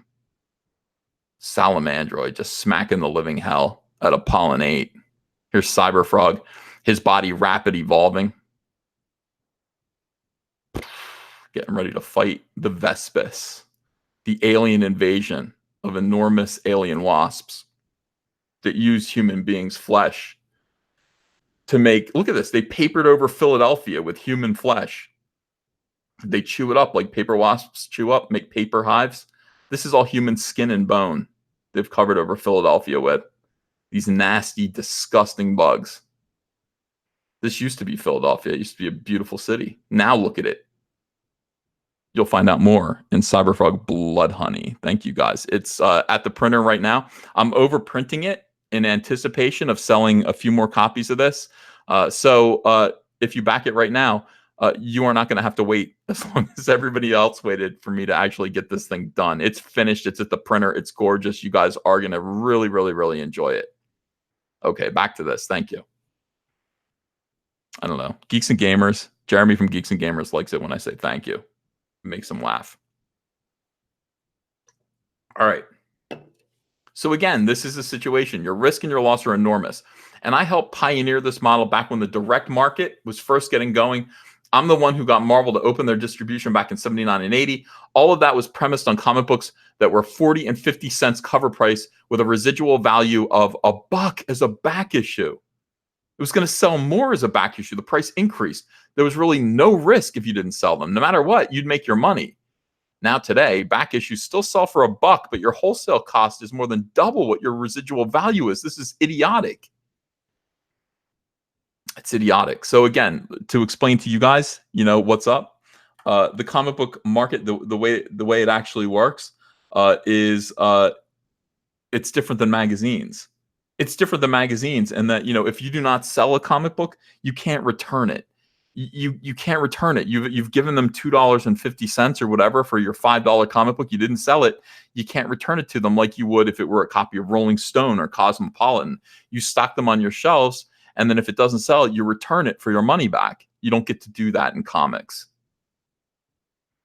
Almost every part of this economic model right now is bad. I am so glad that I put away 10 million back issues and I don't have to worry about it anymore. I am really a hoarder. My greatest goal every day is to go to bed with more stuff than I woke up with that day. That is a hoarder. And it almost always works out. We acquire constantly. At Jason Street, it's not uncommon for us to acquire 15 collections in a day, okay? Whether I sell them or not is highly irrelevant to me. I have to sell enough to cover the cost, I guess, but with 10 million books in stock, it's not like I'm ever going to have... it's not like I'm not going to have something to sell tomorrow. I could sell 1,000 comics a day for 27 years and still have a lot to sell. So his entire model at this point is just back issues. He's just decided, look at all these back issues. He's like, I collected all of these back issues, 10 million back issues, when back issues were worth something. And back issues will always be worth something. So I'm going to stop buying. I love this guy. I'm going to stop buying the new stuff. I'm going to start buying other people's old collections. I'm going to keep doing that. And I'm just going to rely on the collector market that likes old comics. The guy's a genius. That's the thing. Man of Action says back issues are what sell. That's right. So, you know, this is the thing. Comicsgate, we have to do better than this. We cannot fall into these traps. We have to fight back against this. We have to keep new comics alive because they're not going to be alive this way. This guy's telling you, he's like, look, it's dead. This is the guy from Mile High Comics. He's telling you it's dead. These people, Marvel Comics should literally be shitting its pants. It's just over. Dante and Ravina, thanks for $2, says Nasser's quitting comics post Trixie. Thoughts? No, I guess not. It just is what it is. Fox B5 says Christopher Priest burned those soy boys so hard. He did. Christopher Priest just kind of said, so what? I don't need to answer to you. I don't need to answer to you people. I'm going to do what I'm going to do. You know, I don't have to apologize. You know, a job in comics means nothing right now. It just isn't worth anything.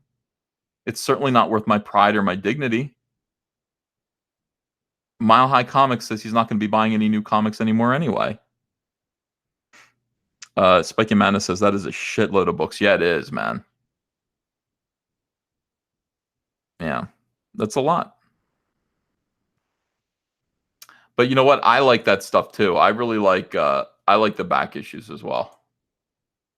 I mean, that's my thing. At this point, like I just want to collect Jack Kirby drawn back issues of Fantastic Four. I have all of the John Byrne and Dave Cockrum issues of X-Men, Uncanny X-Men, from the late 70s, early 80s. I have them all. It took me a long time to collect them all in perfect condition, but I've got them. Those are the comics that I've wanted forever. And, you know, there are still other comics that I would want to buy. They're not new, though. You know, they're not new. It's all old stuff that when comics were good. Comics are not good anymore. Cecil says, stream with Malin, Anna, and Kelsey tomorrow. Drop by EVS. I might. That sounds like a good time. DJ Nutsack says, EVS is their website or centralized place to look at Comicsgate projects or future projects. Yes, it's called IndieCron. IndieCron. If one of my wrenches wants to drop that in the chat, I'd certainly appreciate it. The IndieCron, website. And it's all, you know, they're all Indiegogo campaigns by comic skaters. You can shop them. You can decide which ones you want to support. And it's a pretty good idea. It's a pretty good thing. Man of Action says you give them $20, you get a blind box of whatever shows up in the box. Yeah. Man of Action. That was Christmas for me. I loved comic books so much. Mile High Comics used to have this thing where they'd be like, first of all, I was poor. I was broke as a kid. But if you had $20, they're like, we'll send you. And I think it was less than that. It might have been, they had a $10 box. Send us $10 and we're going to send you, it was like 20 copies of, so 20 comic books. You have varying conditions, just a grab box. And for me as a kid, I just wanted to read everything. I wanted to read every single comic. So I would save up $10 and I would ship it over to Mile High Comics. And this gentleman would send me over, like Werewolf by Night, Swamp Thing, just various. No, it was either Marvel or DC. You got to choose. So I would always choose Marvel. So it'd be like giant size Man Thing, of course. Send me over just stuff that I normally wouldn't have gotten. Quasar, Nova, books that, I normally just wouldn't have picked up. Stuff from the 1970s, especially. And I used to just love that. I loved comic books so much. And it kills me. It really does. If I think too hard about all of this, I'm like a shark. I'm just going forward. Like I really feel like an obligation to Comicsgate to just keep going forward. And there are people who want to stop me. There are people who want me to second guess myself.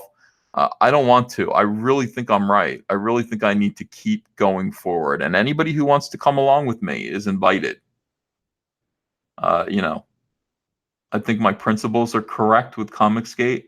I think the end results have been good. Everyone who comes along, everyone who believes in what I believe in does well. People who come on my channel do well. They sell a lot of comics. And I think this is it. I think this is the way of the future. I hope so. I hope so. I want people to keep making comics, and I want people to keep making comics with the customer in mind and not with something else in mind. Not to preach at them about anything. Not to lecture them. It's just not your place. It isn't your place to lecture your customers about anything. And at times I just get tired of it. There are times that I want to just go, I'm just going to worry about me. I think about it all the time. I think about I can't. I gotta keep Comicsgate going. There are too many people who kind of need a little boost. They need some help. They've got a comic, that they're trying to promote, and there's no way to do it. Who else is going to do it if it's not me? Who else is going to do it? Adalmork Afidal says the Indiegogo Blood H has ended. Where can I buy? No, the link is in the description. There have been, I had 3 different campaigns for Cyberfrog Blood Honey. The first one did really well, but it was only 2 months long. They asked me to bring it back. Fans wanted another shot at it, so I brought it back for 1 week in September, and that wasn't enough either. So I brought it back for good, and that's the Blood Honey, Cyberfrog Blood Honey team up cover. The link is in the description. you can go pick up your copy right now. You know, so we've had there have been 3 different Cyberfrog Blood Honey campaigns. They're all different covers, but it's the same book. Ghost of a Flea, thanks for $2. I've noticed many danger heroes are Gen X. Why? I don't know. I hate to think that, but it is. It does seem to be true. You know, a lot of them are. Well, I don't know. I don't know. I don't know why anyone of my generation would become an SJW. You know, we went through the 1990s. The early 90s were all about being a vegetarian and being for peace. But I feel like most of us grew out of it. The younger generation, the generation right under us, is all SJWs, and my son's generation is hardcore conservative. Everyone my kid knows, all of his friends are like Trump supporting conservatives who can't stand SJWs. My son knows the guy who runs the site called Wrecked Feminist. He runs like a whole YouTube channel called Wrecked Feminist. Kid makes a lot of money on YouTube, and you know, that's common. He's a high school kid. Jabba the Cuck says, look up Blue Wave Swimline Frog Log. It helps frogs get out of pools. Everybody is sending me this. And yeah, I think somebody actually sent the whole thing to me as a gift in my P.O. box. You know, so that is that's something. I will get it. I'm out there every morning trying to rescue frogs. And I thought I lost one again today, but it turned out that I was able to save that frog. I put up a video about it. It's funny. It's like I make these little videos that are completely irrelevant. But it's like I still put them on my channel. I made a video of me and Hunter driving in his new car going to Five Guys to get burgers today in a rainstorm. And I went, I'm not going to put this up. I can only be so self-indulgent. You know, me and Hunter going, you know, clap car video and then going to go get burgers. It might be a little self-indulgent. Let's see. I'm checking super chats that I have not yet read yet. I'm going back. Richard Weffis says the dark hole place. SJWs are out of control. Pondimus Maximus says, Uncle E, thanks for looking out for the fandom menace and the content creators we love. You're my kind of scum. Appreciate it. I got to make sure because a lot of people go, he didn't read my super chat, and I feel awful about it. Mr. Sophocles, thanks for a $2 donation.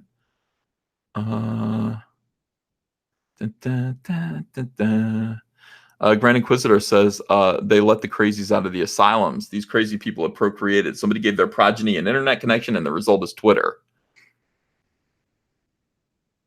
Yeah. People, yeah, I got to look up Johnny Mosley and find out what he looks like and what he sounds like, actually. I guess that's what it is. Okay,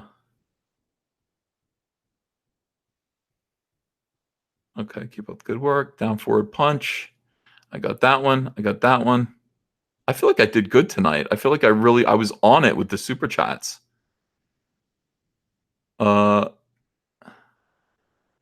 Lucas King says Disney has done worse than make me mad at new Star Wars. They made me not even care about it. Price on the trading cards. We're going to reveal that soon. We're going to go through it. Those guys, I have to say, Comic Skaters are drawing the Cyberfrog sketch cards, and they're doing absolutely awesome work. I mean, they're doing awesome work. And let me see here. Yeah, I got them all. I got all these. Yeah. Okay. No, I did. I feel like I got all of them. If you didn't, you know, I just skimmed them. If you didn't hear me, I think I read all the super chats, and everybody should be happy tonight. Everybody should be pleased with my performance tonight. As for the trading cards, the Splintering put up a good article about this today. Ethan Van Sciver reveals details for upcoming Cyberfrog trading card set. Last week, renowned comic book artist and Cyberfrog creator Ethan Van Sciver revealed several details for an upcoming trading card set based on his cybernetic amphibian. The set is humbly named the Cyberfrog Deluxe Ultra Premium Trading Card Set. I mean, that kind of, you know, that sums it up right there. The set itself is made up of 18 base cards, so there are going to be 18 base cards to collect. 6 line art cards. That's going to be drawings without the color in them. Puzzle cards, 6 throwback cards featuring older art from Cyberfrog's original Harris Comics run in the 90s. Most importantly, there will be also over 1,000 unique, way more than 1,000, thousands, several thousand, unique full color sketch cards featuring artwork from Van Sciver himself, or other, quote, friends of Cyberfrog artists, including Mike S. Miller, Elliot Fernandez, and others. Each pack is guaranteed to have 2 of these original art cards, which is a pretty nice selling point. So think about this. If you buy 1 pack of cards, and it just looks like a pack of cards in foil wrap, okay? You are going to get two drawings from Comicsgate artists. Maybe you'll get Mike S. Miller. Maybe you'll get Kanan. Maybe you'll get Elliot Fernandez. Maybe you'll get Kyung. Kyung's cards look killer. They just look awesome. Maybe I'll show you some of these. Do you want to see some? Let me just show you a couple. I'll go into my hidden messages here. Everybody's doing good work. Oh my gosh. Jake Rear. Oh my god, she's done so many. Hold on, let me just show you this real quick. This guy is just crushing it. All right, watch this. He's just done all of these cards so far. It's amazing. And they're all in color. They're all color sketches. Looks like he's done Cyberfrog and Salamandroid mostly. Entirely. Okay, let's go find some more. I want to find some of EJ Morgus. Look at this, man. I hope is it Morgus or Morgus? Whatever, it's gorgeous. His name should rhyme with gorgeous because this is gorgeous. Look at this. Look at this card. This is the kind of thing. So this is hand drawn. It is autographed on the front and the back. It's colored. You're going to get, if you buy a pack of cards, you are going to get, two cards by Comicsgate artists. God, that's awesome. Why didn't I draw this? I should have drawn this. Yeah. All right, let me see here. Everyone's nice. These people. It was nice of him the splintering to put this article together. And basically, I think he just watched my live stream. And then, that's what you should do. You just watch my live stream. I'll answer all your questions. What else is inside each pack? According to Van Sciver, every pack will include a total of 7 cards, including the 2 sketch cards, 2 base cards. So, by the way, you have to buy at least 9 packs of cards in order to get all the base cards. 1 signed card, signed by either Van Sciver or Cyberfrog Blood Honey colorist Kyle Ritter. Kyle Ritter is going to be autographing these cards. 1 line art card or throwback card, 1 puzzle. Each pack will also include one of several collectible 50-cent piece coins featuring Cyberfrog characters such as Salamandroid, Heather Swain, and of course, Cyberfrog himself. Backers of Cyberfrog Blood Honey graphic novel will get a sneak peek of the set when their books arrive later this summer, as all backers will receive a promotional foil wrap 2-pack with their copy of Blood Honey, which is still available to pre-order here. Similar to Van Sciver's other recent ventures, the Cyberfrog Deluxe Ultra Premium trading card set will be crowdfunded on Indiegogo later this year. Yeah, I mean, as soon as the comic book comes out, as soon as people have the comic book in their hands and start showing it on Twitter, that's when I'll launch the Cyberfrog trading card set. I don't want to do it before then because people go, how dare you start another Indiegogo campaign when you haven't fulfilled your first one? No, as soon as I'm going to wait until all the books, people are starting to get them. They're starting to feel Cyberfrog in their hearts. They read the book. They realized that it was worth all the time that they waited for it. And then boom, here comes the trading card set. And then boom, here comes the board game. And then boom, here comes the Cyberfrog action figure set. And then, you guys are going to be excited. Matthew Lemon says, you're going to be selling boxes or single packs? I'm going to sell single packs and boxes, and boxes. Jersey Devil says Cyberfrog in July. Hell yes. I'm pretty sure. I don't know for sure. I'm pretty sure.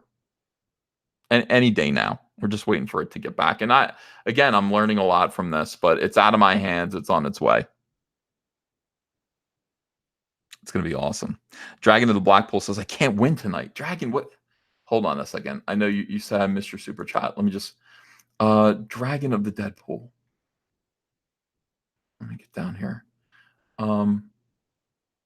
Dirigio Duke says, for a new YouTube channel, what's the best way to beat the algorithm? It's hard. It takes a long time. You've got to build your way up and get people. You actually have to beg people to watch your videos for a long time.